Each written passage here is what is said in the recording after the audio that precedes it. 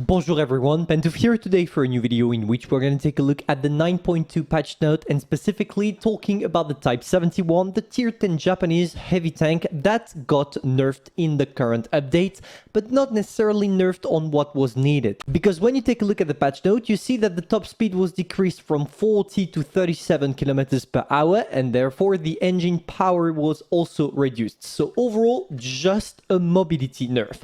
And to be fair with you, if you equip it with the right equipments, you will not necessarily find that nerf. And I find it quite strange because when we see and when we talk about the Type 71, there are many other features that I would have loved for wargaming to touch a little bit. Starting, for example, with the armor, because I get the fact that at tier 10, most heavies are supposed to bounce pretty much everything. But if you need to switch to gold shell and can't even penetrate the upper part of the tank, I don't know, it feels just a little bit weird. On top of that, if you use your 6 degrees of gun depression in all down, you just become something that nobody can penetrate. Because yes, even if it seems like you have those little insights here and there from which you can penetrate the tank, effectively when you're in battle, good luck trying to get those exact shots on the tank because it's not gonna happen at all. And in definitive, all of those statistics about the Type 71 are making it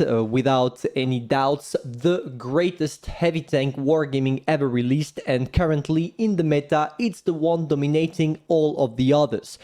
And for that, I was expecting maybe a little bit more nerf than the mobility, but let's see how it renders in battle. There we go. We are in a game with only tier 10, which is better to see nerfs, because obviously you will find yourself knowing if yes or no the tank is still relevant. Plot twist, it is definitely. Because there is something really interesting at the end of this game that really showcase the broken armor this tank is wearing. So how do you want to play the Type 71? Because obviously with the new tank, the new meta, the new nerf, the tank is still extremely relevant and the playstyle didn't necessarily change, because all you have to do is finding yourself in side scrape or all down positions. So basically everything a heavy is supposed to be good at. And this tank is no exception. If you manage to only show your turret to your opponents, like I'm currently doing with the E100, nobody will penetrate you and you will just bounce, bounce, bounce. Of course, this tank still has flaws, because if it was not the case, it would be, I don't know, maybe the most broken tank wargaming ever released. But the flaws, let's say, are very difficult to find. The first is that obviously you need to take care of your side armor. You need to make sure not to be circled or anything like that, even if when you're circled, if you are using the right equipment, the special equipment designed for this tank that you can find on the third tab of the equipment section, the last one, you will have a better mobility than the medium when it comes to circling, which means that you are totally immune to circling.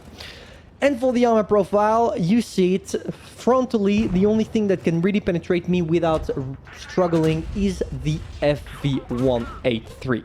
For the rest, and for example this AMX-50B, it's just an impossible task, except if I go a little bit too forward, which implies that I can get penetrated into my tracks. So in definitive, when Wargaming released this tank, I don't know what they were thinking, because in my opinion, the Type 71 is definitely the alpha male of the heavies. It has everything a new player could expect from a heavy tank, and if I had one tank to advise to grind for newbies, it would be this one. Back in the good old days, it was the IS-7 that was equipped with the right equipment, right mobility, right everything. But now the Type 71 took his place, and the IS-7 can just go back to the garage taking dust, because there is no way I would rather play an IS-7 than the tank I'm currently enjoying.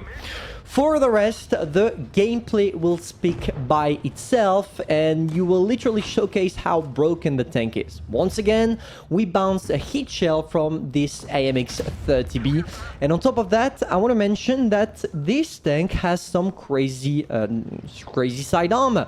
I mean, Obviously, Wargaming wanted something broken, otherwise they wouldn't have done that. They knew exactly what they were doing.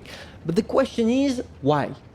Why every time they release something that was not out in World of Tanks PC, so therefore a totally new tier 10 tank, they always choose to do something that is just out of the norm and great. It was the case with the Hori the first time it was released, even if nowadays, and even when it was released, the Hori was not the greatest tank of all. It was a great tank, but not the greatest and not as broken as the Type 71. But just showcase this, the Vickers bounced me from the rear. The VK bounced me on the side. And all I have to do right now is using adrenaline, making sure that I can snap my shells, and boom, once again, the AMX 30B bounced me from the rear. It's just crazy how broken that tank is. Now, we are using the wreck of the VK, hiding, and bang, we managed to win this 2 versus 3 game quite easily because I was using a broken tank. And it's just those little details about the tank that are making it quite invincible. I mean, just take a look at the number of damage I blocked, 4.2 thousand. It's one of the few tanks in the game that is capable of doing so. The second one would be probably the Mouse, but the Mouse is the heaviest tank. It's literally made for that. The Type 71 is not one of this kind. And we just flawlessly destroy the entire enemy team without struggling, without any remorses. And this is what expects you if you play with the Type 71.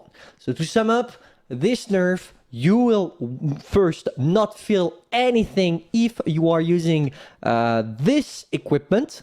And second, you do not care. This is not an effective buff to nerf to put on a Type 71. The main problem is the armor. Wargaming didn't touch the armor. The problem of the Type 71 being too strong remains. It's for the best for the main Type 71 users and a nightmare for the others, but hey, you will have to deal with it because it seems like we're gonna go for a couple of updates before Wargaming managed to find the problem about the tank.